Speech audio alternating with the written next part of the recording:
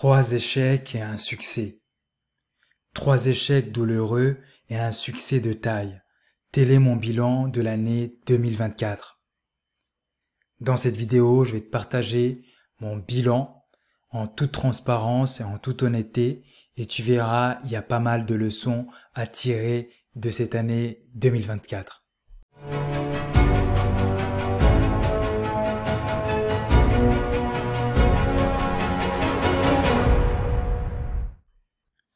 Salut à toi, ici Jean-Pierre dans Chéri Mon Club, ton expert dans les ventes aux enchères immobilières judiciaires.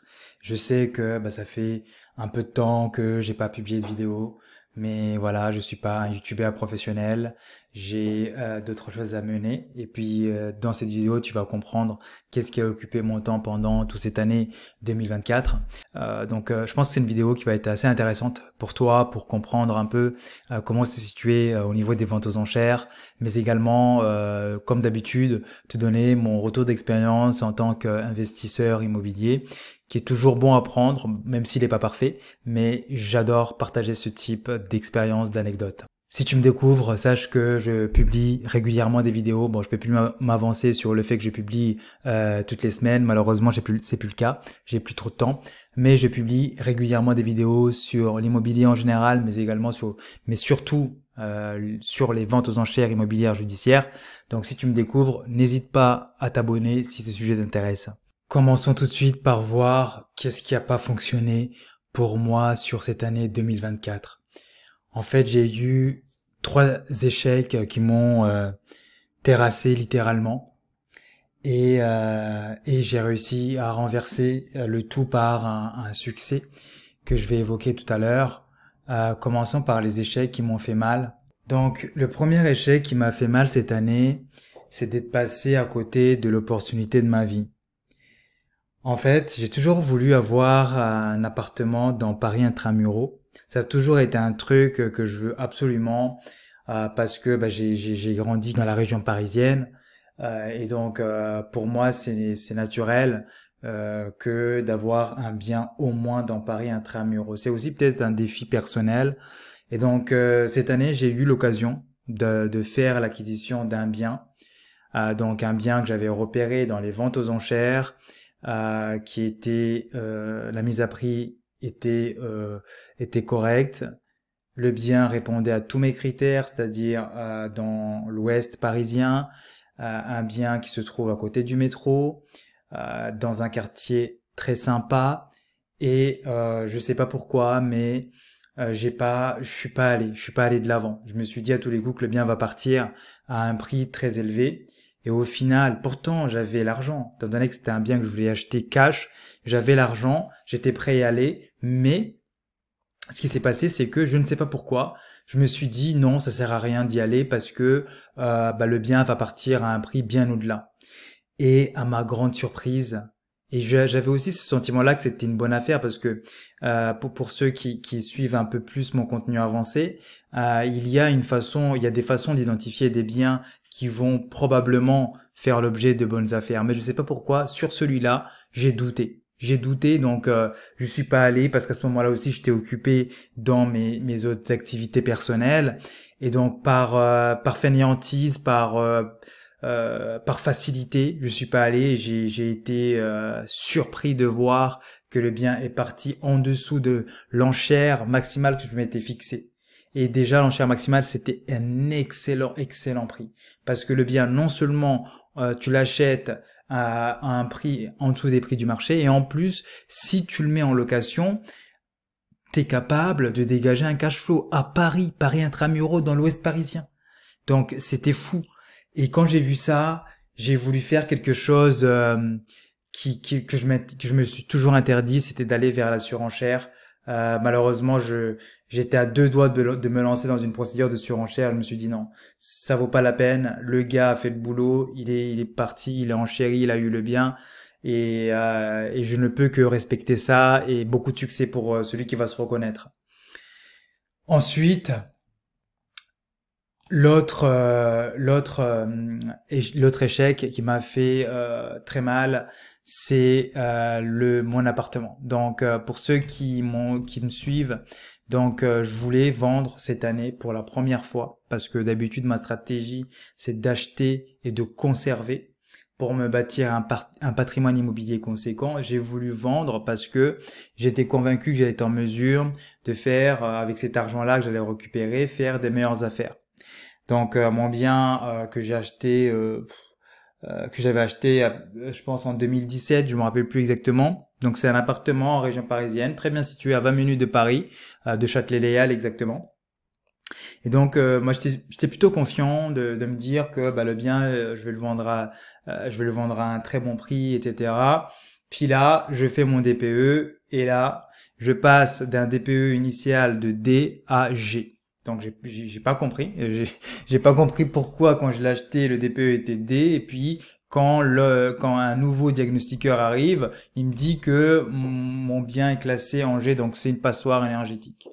Donc là, je comprends pas. Donc là, je commence à m'intéresser au sujet des diagnostics, des diagnostics énergétiques, et je vois qu'en fait, c'est un sujet qui part dans tous les sens. C'est-à-dire que, en fait, en fonction des diagnostiqueurs, tu peux avoir une lettre. Puis en fonction des données qui rentrent, tu peux avoir une autre lettre. Donc moi, ce que j'ai fait, j'ai refait un diagnostic et je suis passé de G à F, mais je suis toujours en passoire énergétique.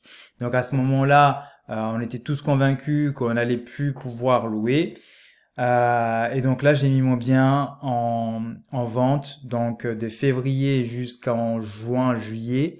Donc ça fait beaucoup. J'ai aussi beaucoup hésité entre est-ce que je le rénove, est-ce que je passe en location courte durée. Donc vraiment, c'est un dossier que j'ai totalement négligé parce que j'ai été très occupé dans ma vie personnelle.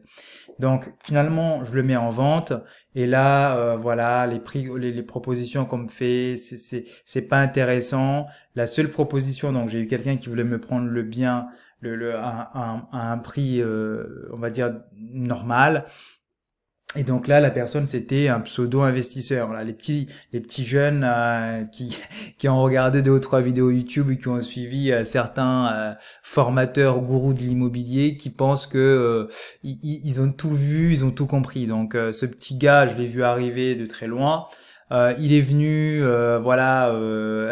Bon, je vous passe les détails. En gros, c'était le petit gars qui m'a fait perdre du temps, tout simplement, parce qu'en fait, il n'avait pas la capacité d'acheter. Et pour lui, en fait, l'idée, c'était de faire traîner sa stratégie. Malheureusement, je pense que certains formateurs enseignent ça, mais c'est terrible d'avoir ce type de stratégie. C'est de dire, je vais attendre, je vais le faire patienter en disant que je vais prendre le bien. Et au dernier moment, quand il aura plus d'autres options, il va devoir négocier avec moi avec des rabais très importants. Malheureusement, moi, j'étais pas dans le rush de vendre. J'étais tranquille. C'était un bien, je sais, qui me génère un très bon cash flow. Puis à côté aussi, j'ai suffisamment de revenus pour pas être en panique pour vendre. Donc ça, c'est quelque chose qu'il n'avait pas compris. Et donc il nous a fait perdre du temps comme ça pendant quelques semaines. Et puis à la fin, j'ai dit à l'agent immobilier, écoutez, on arrête avec ce type. On met fin aux négociations parce qu'il était incapable de nous fournir ne serait-ce qu'un accord de financement ou même un mail, un mail qui montre que la banque est derrière lui, mais c'était un petit, je vais dire le mot, un petit con qui m'a fait perdre du temps. Et donc à partir de là, j'ai dit bon, on arrête tout. Surtout ce qui m'a poussé à dire j'arrête d'essayer de vendre cet appartement-là, je le remets en location, c'est tout simplement la dissolution de l'Assemblée nationale. Donc l'Assemblée nationale est dissoute, il y a tout un flou politique, on ne sait pas si les lois qui avaient été passées avant vont toujours se maintenir. Honnêtement, ça m'a énervé, je me suis dit vas-y, ce dossier-là, je vais le classer, je remets mon bien en location,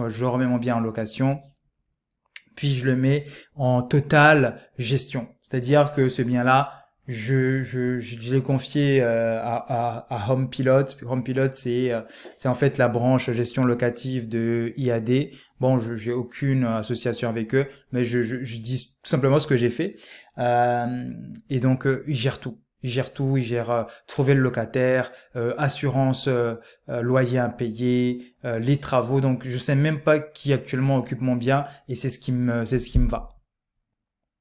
Donc ça c'est mon deuxième échec et maintenant le troisième échec. Celui-ci me fait vraiment mal. C'est tout simplement que Donc moi, ça fait depuis 2018 que je fais des vidéos sur sur les ventes aux enchères immobilières judiciaires. Je fais partie des premiers à parler de ces sujets-là.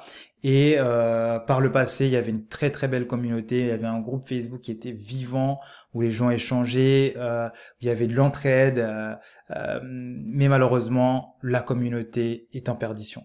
En fait, il y a différentes causes, tout simplement parce que à un moment donné, il y avait un filtre qui était appliqué au début. Le filtre, voilà, j'avais délégué cette tâche à d'autres personnes qui malheureusement n'ont pas fait ça de manière très très très assidue. Donc, j'ai tout simplement décidé d'arrêter ça, de fermer et de travailler sur une migration vers j'ai pas enfin on est toujours en train de voir est-ce que ça va être sur Telegram, est-ce que ça va être sur Discord, etc. On le sait pas et ce sera une communauté beaucoup plus réduite. L'idée, c'est que, en fait, je pense qu'une communauté, quand la communauté dépasse 50 membres, c'est plus efficace. C'est mon avis, je l'ai expérimenté, c'est plus efficace. On perd de l'information, il y a des gens qui viennent faire leur publicité. T'as d'autres personnes qui arrivent, qui posent des questions. Dès qu'ils ont leur réponse, ils partent. Donc, il y a zéro engagement. Donc, l'idée, c'est vraiment rebâtir une nouvelle communauté beaucoup plus petite et qui s'entraide réellement. Ce qui en fait rejoint aussi sur quoi on travaille actuellement, c'est d'être en mesure. C'est pour ça d'ailleurs qu'on a arrêté les programmes de formation. C'est que l'idée, c'est maintenant, c'est d'aller sur de l'entraide entre la communauté. C'est-à-dire qu'il y a pas mal de gens à la fois dans mon entourage, mais aussi dans la communauté qui me contactent en disant moi j'ai le financement, mais je ne sais pas comment me débrouiller dans les ventes aux enchères, aide-moi. Mais malheureusement, moi je peux pas faire le boulot parce que j'ai aussi mes propres projets. Et moi je suis pas un youtubeur professionnel, hein, je vis pas de ça. Je suis pas non plus un vendeur de formation professionnelle. Je peux pas dédier mon temps sur un projet. Mais par contre, dans la communauté, il y a des gens qui sont extrêmement bien formés, en qui j'ai confiance et où j'ai pu checker leur background check et leur réalisation pour dire toi t'as l'argent. Lui, il a l'expertise, la technique et le temps. Et donc, vous deux, vous pouvez travailler ensemble pour arriver à un projet qui va vous enrichir vous deux. Mais maintenant, j'ai les différents éléments en place, mais le problème maintenant, c'est de l'aspect juridique. Là où je bloque actuellement, c'est l'aspect juridique. Je ne sais pas comment structurer tout ça. C'est extrêmement compliqué. Donc, je continue à travailler, je lâche pas l'affaire, mais si vous n'êtes pas abonné à la newsletter, abonnez-vous parce que la plupart des informations vont partir de là. Donc ça, c'est je dirais, les 3 échecs. Maintenant, passons au succès de taille qui a sauvé mon année parce que ça a été quand même une année assez difficile et douloureuse au niveau de l'immobilier. Donc c'est ce succès-là qui est arrivé très récemment, sauve mon année en quelque sorte. Donc je me rends compte que la vidéo va être trop longue, donc je vais la faire en 2 parties. Donc première partie, on a vu mes échecs. La semaine prochaine, je vais publier une vidéo sur mon succès. En tout cas, j'espère que tu as aimé la vidéo sur mes échecs, j'espère que ça t'a appris plein de choses. Si c'est le cas, n'oublie pas de partager, liker et surtout t'abonner